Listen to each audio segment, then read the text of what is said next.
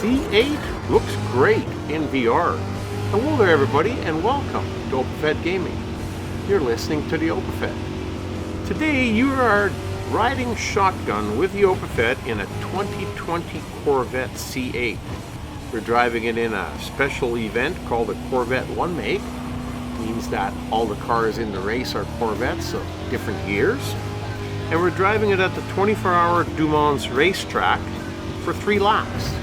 We're one of 12 cars and we started out with a rolling start. Now the race started early in the morning, so that's why it's a little darkish still out, and the sun is going to be coming up soon and going to be streaming through the windshields. So we're going to have a very enjoyable race. It's 3 laps. It's going to take a while. They're not short laps. They have plenty of time to pass the 11 cars that need to pass to win the race. That is, if we're going to win. And we're going to do our best to win.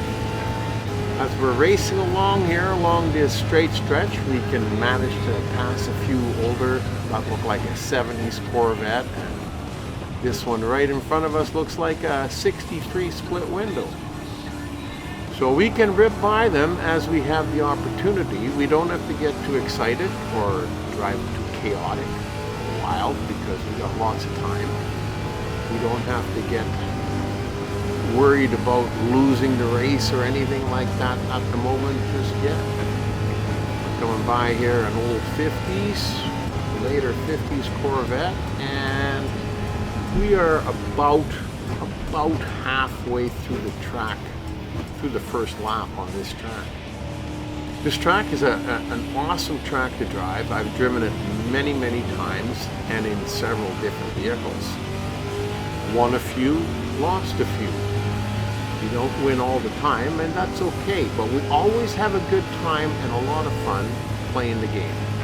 The races are fantastic, the graphics are great, and the gameplay is awesome. This car will hug the road, it'll take the corners nicely, but you do have to respect the track and slow down enough, because if you try to take the corners too fast, it doesn't matter what kind of traction you got, you're gonna spin out, oversteer, understeer, you're gonna not make the corner nice and smooth, and that's gonna cut into your speed and it's gonna cut into your time.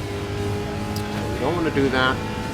We want to slow down for the corners, speed up in the straight sections, and get past any car that's in front of us when the opportunity provides itself, and then we're going to catch up to the next guy. We got a pack of 3 here right in front of us. It's going to take us a little while to catch him, but like I said before, we got time.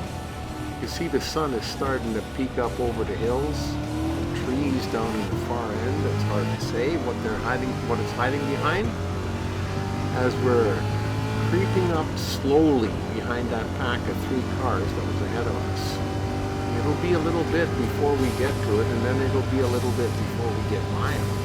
I can see a car way up ahead of that. So we know for a fact we got at least 4 cars in front of us yet. Now, I always lose track of how many cars I've passed and how many cars are still there. And especially with only 11 cars to pass, it shouldn't be that difficult, but that's what happens. So my motto is put your foot to the floor whenever you can. Try to drive a clean race and do the best, period.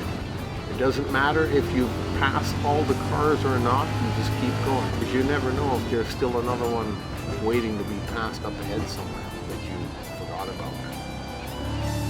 Anyhow, in the meantime, we're coming through this little double S curve here, and that's the end of the first lap. So you see the sun has come out, we finished the first lap, and we're probably, if there's 4 cars in front of us, we're no better than 5th at the best at this moment. 5th place is the best position that we can be in right now. Which means that if we're in 5th, we've only passed 7 cars. Right? So there's 4 in front of us and 7 that's in front of the cars. So we're just over halfway through the pack of cars on the track. Now you might think that that's pretty good in one lap, but you got to remember the ones that you pass in the first lap are the ones that are going the slowest, which means that the ones that are going the fastest and that are the hardest to pass, now we have to contend with. So we're going to we're going to grab these two right here, and then we're going to sneak up behind the next guy. All right. And this nice long straight stretch is fantastic. You can just open it up a little. And then you got that little S curve and then another straight stretch. So there's lots of opportunities to pass on this track, this particular track. The problem doesn't lie in opportunities to pass them. The problem lies in how fast the other cars are driving. Because if they're going a little bit faster than you or the same speed, how are you going to catch up to them, let alone pass them? So here we're doing 170 to pass this guy. Coming up to this. Now this guy might be the leader of the pack. We don't know. Or was there one more in front of him? Can't remember now. You see how quickly, when you're focused on the race, how quickly you forget what you saw a little while ago. That's why I always stress, all you can do is do the best you can and hope for the best and see what happens. I mean, we're having a tough time trying to catch the guy in front of us while we're being pushed from that yellow Corvette behind us. So, you know, all you can do the best you can, drive the track the way it's supposed to be driven, and let's see what happens. And I do believe he's the lead car. Now we're about halfway through the lap. So about halfway through the race altogether, and we've only got one car in front of us. Now you might think, well, we got it made. If we can get past him before the lap is over, then we're in the lead, and then it's clear sailing for the last lap. But don't think like that, because just because you pass somebody doesn't mean, whoa, that they can't pass you back just like that. Because you see, just like when I was racing, I was not paying attention to the cars in the rearview mirror. Like we got that green Corvette right behind us too. Forgot about him. And I forgot about him again here as we're going through the race again. There's two of them right behind us. And I'm not going to let up. But that's okay, because we take him back whenever we have a chance, and we're back in second place again. And he's going to keep pushing us, and that's okay too. Because it's part of the game, part of the race. It's just awesome. It makes for a better race. So we're coming up here near the top, and we're getting close to the end of the second lap as we're still being pushed. Because like I said so many times before, you could take over first place, but can you keep it? And you've still got a whole lap to go. Now the strategy is, once you're ahead, you want to try and get some sort of a cushion between you and the first car behind you. You know, a 3 or 4 second cushion would be nice, but like they're like not even a quarter of a second behind. They're right behind you. They're almost tailgating you. They're so close behind you. So thinking of trying to get some sort of a cushion in between us is, you know, a fantasy at the moment. Just all we can do is keep our foot as close to the floor as possible and try to drive a clean race, because if something happens and we spin out or hit a wall or something, they're going to shoot by you and we will not recoup. We will not be able to come back from that and catch up to them and pass them again. As you can see in the rearview mirror, they keep coming up right behind you depending upon whether it's a corner or a little straight section. Make up a little bit of time. And after we come around a couple of corners here, then we're gonna, oh, see, you did it to me again. We're gonna have our straight sections coming up here. And that's where we gotta make our move and provide the cushion that we need. So here we gotta put our foot to the floor. It's a little bit easier to drive a clean race when the track is going straight in front of you rather than curving from side to side. That's all we can do at the moment.